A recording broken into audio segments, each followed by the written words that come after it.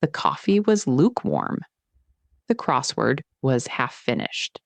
And Alice Brennan was telling me, for the third time this week, about her French lessons. It's such a shame, Susan. You never learned a second language, never expanded your horizons. She stirred her latte with the little wooden stick, watching me over the rim. Some of us just never develop that intellectual curiosity, I suppose. Nothing wrong with it. Not everyone is wired for complexity. I filled in 17 across. Cipher? 7 letters. I mean, look at you. Alice gestured at my newspaper, my pen, my cardigan with the small coffee stain near the hem. Crosswords. Every single day, the same booth, the same order. It's sweet, really, comfortable, but don't you ever want more? I didn't look up. Marge says you worked for the government. Decades ago. Filing or something. She laughed. A bright, performative sound meant to carry. I told her that tracks. You have that energy, quiet, unambitious, the kind of woman who peaks at administrative assistant and calls it a career. 23 down, encryption, 10 letters. Not that there's anything wrong with that, Alice continued. Someone has to do the boring work, but some of us, she touched her chest, need stimulation, language, culture. My instructor says my accent is nearly native. Presque parfait, he called it. That means almost perfect. I know what it means, she blinked. Oh, well, I didn't realize you had any. I don't. Alice smiled. The kind of smile that said she'd already decided what I was. The quiet neighbor. The woman who never married. The retiree who shuffled to the same coffee shop in the same orthopedic shoes, filling in little boxes with a ballpoint pen because she had nothing else to fill. If you've ever been satisfying someone's assumption because the truth would take too long to explain, hit that like button and subscribe because this story is about to take a turn. I finished 14 across, decryption, 10 letters. Alice didn't know that I dreamed in patterns, that I could close my eyes right now and see the ghost of a transmission from 2003, a series of numbers that looked like static to everyone else but spelled out coordinates to me. Coordinates that saved 11 men in a Zodiac boat off the coast of Yemen. She didn't know that I'd spent 31 years reading what no one else could see, that my second language wasn't French or Spanish or Mandarin. It was the language underneath language, the pulse of enemy communication, the rhythm of encrypted traffic, the silence between transmissions that told you more than the transmissions themselves. She didn't know that the crossword wasn't a hobby. It was maintenance, the same way a surgeon keeps her hand steady. My name is Susan Wright. I'm 64 years old. And up until 3 minutes ago, I was a retired woman doing a puzzle in a coffee shop. But then the bell above the door chimed, and I felt it before I saw it. The air shifted. There's a way certain men move through civilian spaces, controlled, efficient, eyes that catalog exits before they register faces. I knew that movement. I'd spent 3 decades surrounded by it. He was mid-50s, gray at the temples, navy suit, conservative cut, and on his lapel, small enough that Alice wouldn't notice, specific enough that I couldn't miss it, a pin, gold anchor crossed with a lightning bolt. Cryptologic warfare. He didn't look at the menu, didn't approach the counter. He walked directly to my booth and stopped. This seat taken? Alice straightened. Actually, we were having a private... Master Chief. The words landed like stones in still water. Alice's mouth opened, then closed. Master Chief Wright. He said it again, slower this time. Not a question. A confirmation. It's been a long time. I set my pen down, folded the newspaper once, then twice. Commander Aldrich, I heard you made captain. 3 years ago. He didn't smile. Men like him didn't smile in public. May I? I gestured to the seat across from me. Alice hadn't moved. Her latte sat forgotten, steam curling upward. I'm sorry, Master Chief. Susan, what is he? Ma'am. Captain Aldrich turned to her with the kind of politeness that meant you are dismissed. This is a private conversation. But I was just telling her about my French. Ma'am. One word. The temperature at the table dropped 15 degrees. Alice gathered her purse, her phone, her wounded expression. Susan, I don't understand what's happening, but I expect an explanation later. This is highly... She was still talking when she reached the door. I wasn't listening anymore. Captain Aldrich placed his hands flat on the table, standard positioning, non-threatening but ready. The pattern has reemerged. 4 words. My chest tightened in a way it hadn't in 6 years. Which pattern? He reached into his jacket and withdrew a slim folder. Manila. Unmarked. He slid it across the table with 2 fingers, stopping it just before my coffee cup. You remember the Khartoum intercepts, August 2009? I remembered sitting in a windowless room in Fort Meade for 43 hours straight, running frequency analysis on a transmission that 17 other cryptologists had declared random noise. I remembered the moment the noise became words, the moment the words became coordinates, the moment those coordinates became a carrier strike that prevented a weapons transfer to a cell that had already killed 4 Americans. That signature. Captain Aldrich's voice was low, controlled. We found it again, 3 weeks ago, embedded in commercial traffic out of the Baltic. I didn't open the folder. Not yet. You have an entire department of analysts, quantum-assisted decryption, eye pattern recognition. We have all of that. And they see static. His jaw tightened. The same static everyone saw in 2009 before you read it. The folder sat between us. I could feel its weight without touching it. I'm retired, Captain. I know. I do crosswords now. I water my plants. I have a prescription for blood pressure medication and a standing appointment with my podiatrist. I know. I'm 64 years old. Master Chief. He leaned forward. You read what no one else can see. That's not a skill that expires. Through the window, I could see Alice standing on the sidewalk.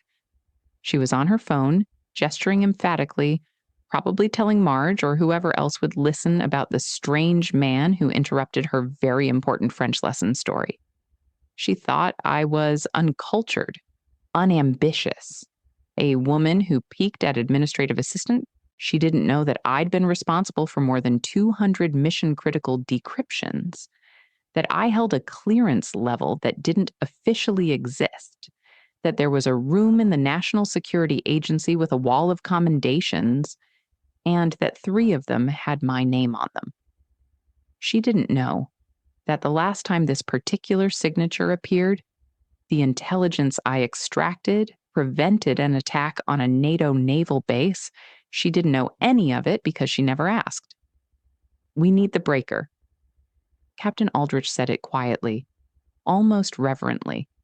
The breaker. I hadn't heard that name in years.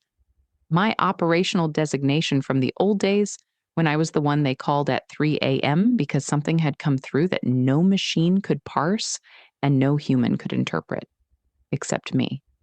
I pulled the folder toward me, opened the first page, numbers, dense columns of numbers that looked like garbage data, static, noise, but I could already see the edges of something underneath, a rhythm, hiding in the randomness, a voice buried in the chaos. How long do I have? The window closes in 72 hours. 72 hours. I thought about my crossword, my lukewarm coffee, my appointment with Dr. Patterson on Thursday about my bunions. Then I thought about 11 men in a Zodiac boat, a carrier strike that arrived 6 minutes before a weapons transfer, a wall of commendations that no one would ever see. I closed the folder. I'll need access to a CIF by tonight. Full historical intercepts from 2009 through 2011. And coffee, the real stuff, not this. Captain Aldrich almost smiled. Almost. Ma'am, you'll have whatever you need. He stood, extended his hand, not as a greeting, as a gesture of respect. "Thank you, Master Chief. The country is grateful." I shook it once. Firm, brief. "Don't thank me yet. I haven't read it." But even as I said it, my mind was already turning, already sorting, already reaching for the pattern that 17 analysts had called random noise. Some languages aren't spoken, they're hidden. And I had spent 31 years learning to hear what silence was trying to say. The bell chimed again as Captain Aldrich left. I picked up my pen, looked down at my half-finished crossword, 31 across, 8 letters, concealed. I filled it in. Then I gathered my things, tucked the folder under my arm, and walked toward the door. Alice was still on the sidewalk, still talking. She turned when she saw me, phone pressed to her ear, eyes wide with questions she would never get answers to. I didn't stop. Susan, wait. What was that about? Who was that man? Why did he call you?" I kept walking. Behind me, Alice Brennan stood in the afternoon sun, watching the quiet neighbor she thought she knew disappear into a black sedan that had appeared at the curb. She'd wanted stimulation, culture, complexity. She just couldn't recognize it when it was sitting across from her, filling in little boxes with a ballpoint pen. The sedan pulled away from the curb, and I didn't look back. Captain Aldrich sat beside me in the back seat. The driver, a young petty officer with a jaw like an anvil, kept his eyes forward. Professional, trained, the kind of man who forgot faces the moment he dropped you off. "The SCIF is 40 minutes out," Aldrich said. "Temporary facility. Secure." I nodded. My fingers were already itching to open the folder again, but I knew better. Not here. Not in a vehicle, even a secured one. Some habits you don't unlearn. Who else has seen this? 3 senior analysts at NSA, 2 at DIA, a contractor team that specializes in AI-assisted decryption. He paused. They've been working it for 19 days. 19 days with quantum computing, with machine learning, with every tool that didn't exist when I was running frequency analysis by hand in a basement office with a legal pad and a cold cup of coffee. And static. I watched the strip malls slide past the window. A nail salon, a dry cleaner, a store that sold nothing but cupcakes. The ordinary world going about its ordinary business, completely unaware of the war being fought in frequencies they couldn't hear. Tell me about the source. Commercial shipping traffic. Baltic Sea. We intercepted it 3 weeks ago during routine monitoring of a Russian-flagged cargo vessel. What made you flag it? We didn't. Aldrich's voice tightened. It flagged itself? The transmission included a 12-digit sequence that matched the Khartoum header exactly. I turned to look at him. That's not possible. The Khartoum cipher was a one-time system. It should have died with the cell that created it. That's what we thought. He met my eyes. For 15 years, that's what we thought. The car turned onto a highway. The afternoon light slanted through the tinted windows, casting everything in amber. Someone rebuilt it, I said, not a question. Or someone who built the original is still active. I let that settle. 15 years. 15 years of silence, and now the same signature resurfaces in the Baltic. That wasn't coincidence. That was patience. The kind of patience that terrified intelligence agencies because it suggested planning on a scale that outlasted administrations, outlasted funding cycles, outlasted the careers of the people hunting it. The folder, I said, what else is in it? Historical intercepts, the original Khartoum transmissions, your analysis notes from 2009. He paused. And the new material, 300 pages of encrypted traffic. 300 pages, 72 hours. I'd done more with less, but I'd also been 49 then. Sharp as a scalpel, running on adrenaline, and the particular kind of stubbornness that made me the best at what I did. Now I was 64. My hands were steady, the crosswords made sure of that, but my eyes needed reading glasses. My back ached if I sat too long. My mind still worked, but it worked differently, slower in some ways, deeper in others. The analysts who looked at this, I said, what did they try? Everything. Frequency, analysis, substitution mapping, polyalphabetic decryption. They ran it through every AI model we have. And the AI returned a confidence rating of 0.3% that the transmission contains meaningful content. He shook his head. The machines think it's noise. The machines are wrong. Aldrich looked at me. You haven't even opened the folder. I don't need to. I tapped my temple. I can hear it, the rhythm. It's there underneath, the same way it was there in 2009. The same way it's always there if you know how to listen. He didn't respond. Men like him had learned not to question methods that produced results. The SCIF was in a building that looked like an insurance office. Beige walls, beige carpet, a reception desk staffed by a woman who smiled and asked for my identification with the practiced warmth of someone who could put a bullet between your eyes if you reached for the wrong pocket. Aldrich led me through 2 security doors, down a hallway with no windows, and into a room that hummed with the particular silence of electromagnetic shielding. A table, 2 chairs, a laptop with no network connection, a stack of files, a coffee maker, the good kind, with real beans, not the powdered nightmare they'd served in my old office. Anything else you need? Quiet. I pulled out a chair. And time. He nodded once and closed the door behind him. I stood for a moment in the silence, feeling the weight of it, the familiar pressure of a room designed to keep secrets. Then I sat down, opened the folder, and began to read. The first hour was reconnaissance, mapping the terrain. I spread the pages across the table like a general studying a battlefield, looking for the high ground. The new transmissions were dense.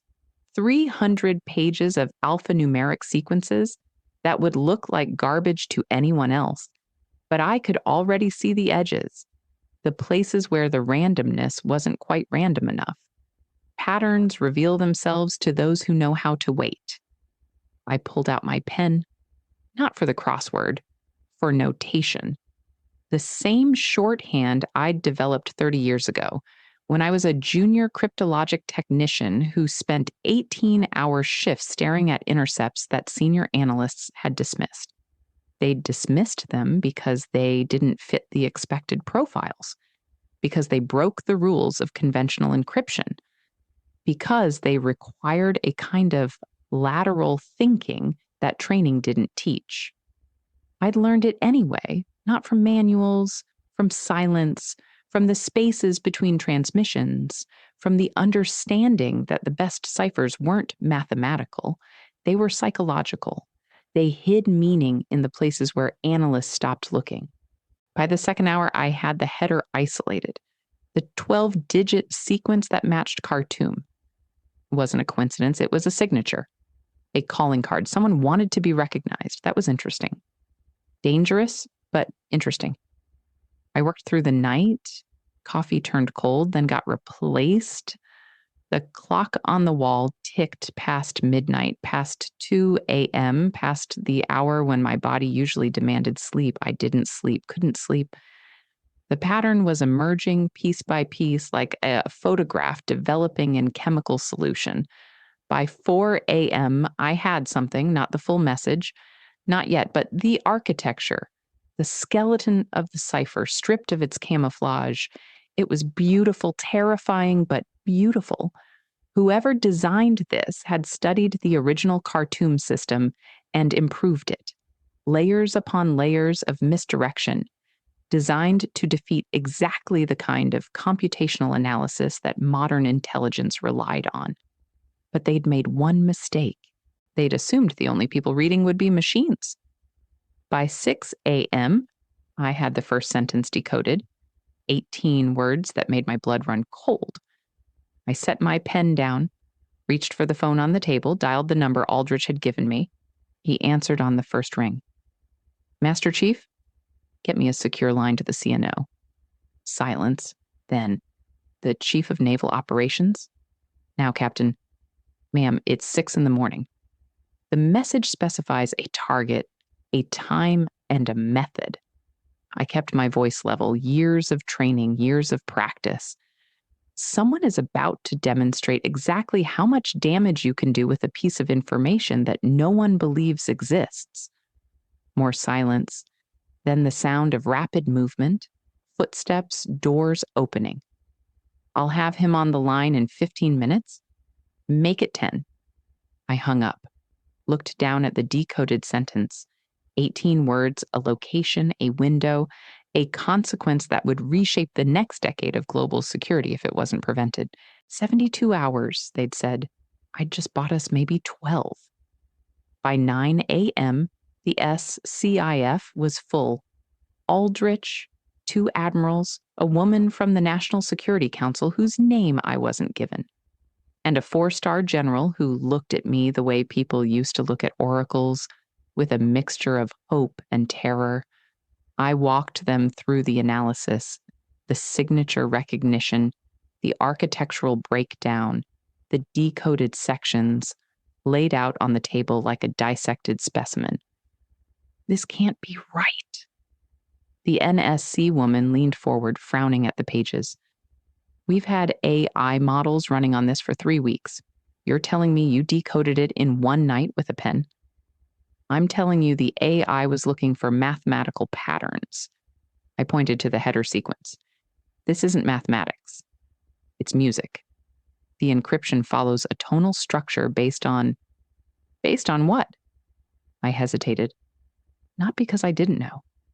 Because the answer would sound insane to people who thought in algorithms.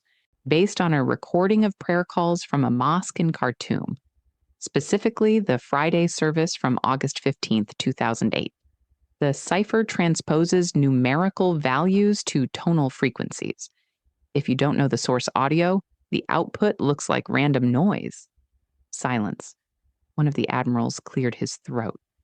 How did you know that? Because I broke the original. I met his eyes. And because I spent 6 months listening to every recording of every prayer call from that region until I found the one that made the numbers sing. The room was very quiet. Ma'am? The 4-star general spoke for the first time. What exactly are we looking at? I turned to the final page of my analysis, the decoded message written in my careful handwriting. A coordinated attack on Baltic NATO infrastructure. 3 targets, simultaneous strikes designed to look like accidents. I traced the timeline with my finger. The window opens in 47 hours. Can we verify this? You can verify it by watching it happen. I straightened. Or you can trust the same method that stopped the Khartoum cell in 2009. Your choice. The general looked at Aldrich, then at the admirals, then back at me. What do you need? I need to finish the decryption. There's more. I can feel it. Operational details, names, the structure of the network. I paused. And I need someone to get a message to Alice Brennan. Aldrich blinked. The woman from the coffee shop? Tell her I'll miss our Thursday conversation. I picked up my pen. And tell her that some languages aren't spoken, they're hidden.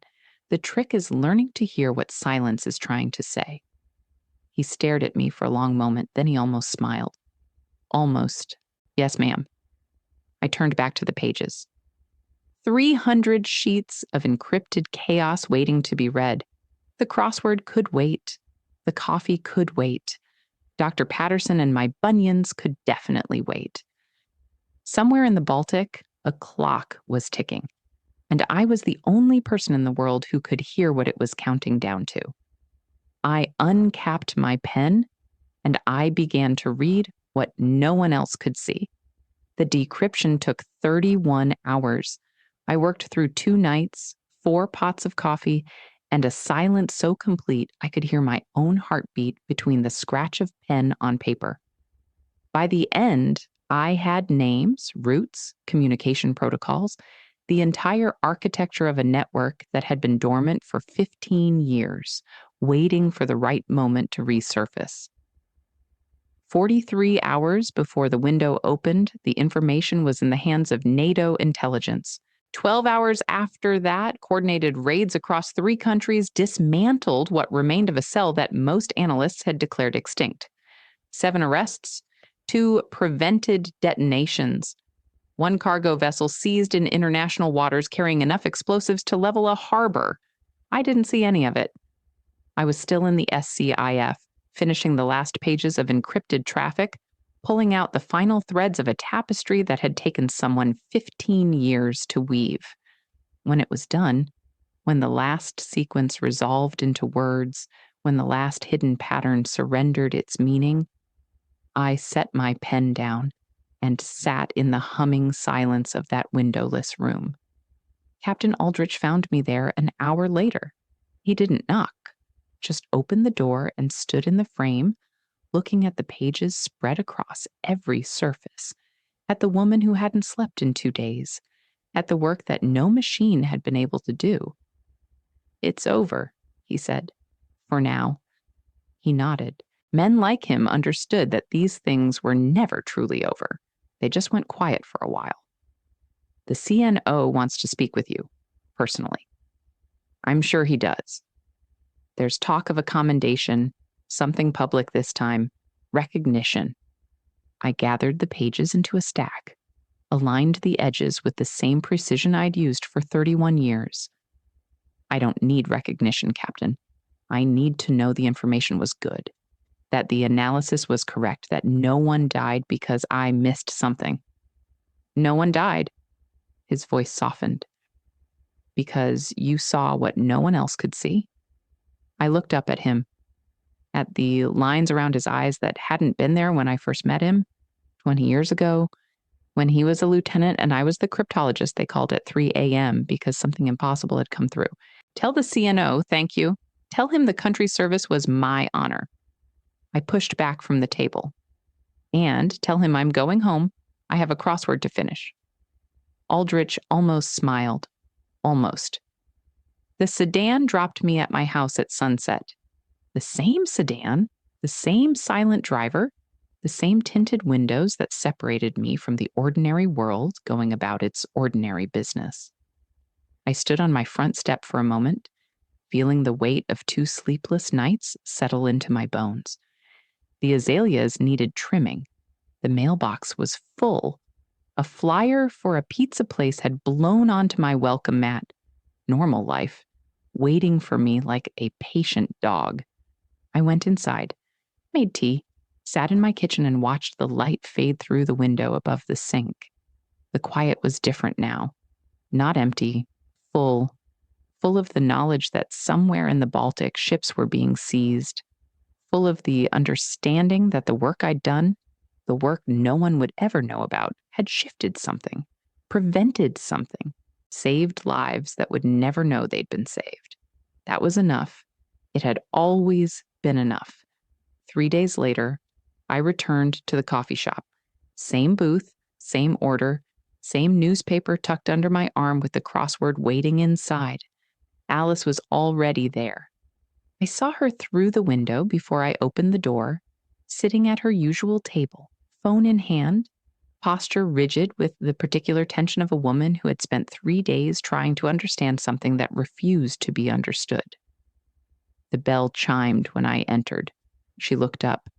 Her face cycled through expressions, surprise, confusion, something that might have been relief, and then a hardening into the familiar armor of her certainty. "Susan?" She stood as I approached. "Where have you been?" "I've been calling. I came by your house twice. Marge said she saw a black car. I had to handle something." "Handle something?" Her voice rose. "A man in a suit calls you Master Chief in the middle of our conversation. You disappear into a government vehicle, and 3 days later you walk in like nothing happened. I deserve an explanation." I set my newspaper on the table, pulled out a chair, sat down. No, Alice, you don't. She blinked. Excuse me? You don't deserve an explanation. I folded my hands on the table, the same hands that had decoded 300 pages of encrypted traffic, the same hands that had prevented an attack that could have reshaped European security. You want one. That's different. Susan, I am your neighbor, your friend. For 3 years, we've had coffee together every Thursday, and you never once mentioned, you never asked. Her mouth opened, closed.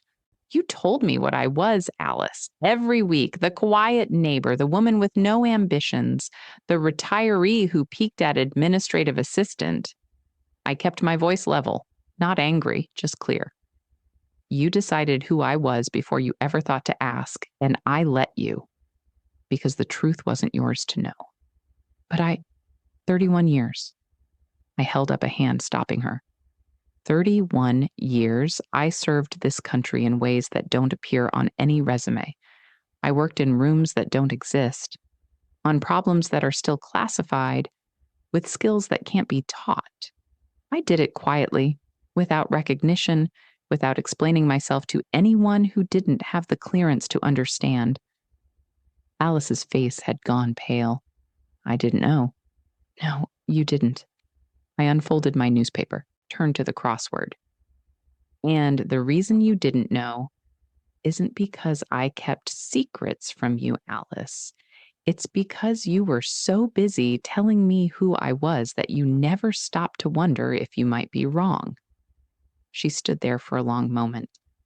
The coffee shop murmured around us, the hiss of the espresso machine, the low conversations of other customers, the ordinary soundtrack of ordinary life. I'm sorry. 2 words, quiet, almost inaudible. I looked up at her, at the woman who had spent 3 years measuring me against a standard I'd never been trying to meet. I don't need an apology. I need you to understand something. I set my pen on the table. Some people build their lives out loud. They collect degrees and accolades and stories they can tell at dinner parties, and that's fine. That's one way to live. I tapped the crossword. 14 across, cipher, 7 letters. But some of us build our lives in silence. We do work that can't be acknowledged. We carry knowledge that can't be shared. We sit in coffee shops doing puzzles, and we let people assume we're simple because the alternative, explaining the truth, would take longer than the truth is worth. Alice sat down slowly. Her latte sat untouched, steam curling upward. The man who came for you, she said quietly, the one who called you Master Chief. What did he need? Something only I could provide. And you provided it? I always have. She was quiet for a long moment, processing, rebuilding her understanding of a woman she'd thought she knew. All this time, she finally said. All those Thursdays, you sat there listening to me talk about French lessons and you never said a word. I was being polite. You were being patient. She shook her head. How did you stand it? How did you listen to me prattle on about verb conjugations when you had practice? I picked up my pen. 31 years of practice at hearing what people choose not to say. That's what encryption is, Alice. It's silence shaped into meaning. It's the art of hiding truth in plain sight until someone who knows how to listen comes along. She stared at me like she was seeing me for the first time. Maybe she was. I don't know what to say. Then don't say anything. I turned back to my crossword. Silence isn't emptiness, Alice. Sometimes it's the fullest thing in the room. She left without another word. I finished 17 across, 23 down, 31 across. The coffee was lukewarm. The crossword was complete. And outside the window, the ordinary world continued its ordinary business, completely unaware of the wars being fought in frequencies it couldn't hear. 2 months later, I received a package. No return address. Inside was a small wooden box and a handwritten note on plain white paper. Master Chief, the wall has a new addition. Figured you should have one you could actually keep. Aldrich. I opened the box. Inside, nestled in dark velvet, was a medal, gold and blue. The kind that didn't officially exist, given for operations that would never be acknowledged. I held it in my palm for a long moment, heavy, cool, the physical weight of 31 years of invisible service. Then I closed the box and put it in my desk drawer. Next to the crossword I'd finished the day, everything changed. Some things don't need to be displayed. Some achievements don't need to be announced. The knowing is enough. I work at the same coffee shop now. Same booth, same order, same newspaper with the crossword waiting inside. But sometimes, when the light slants through the window just right, I catch myself listening.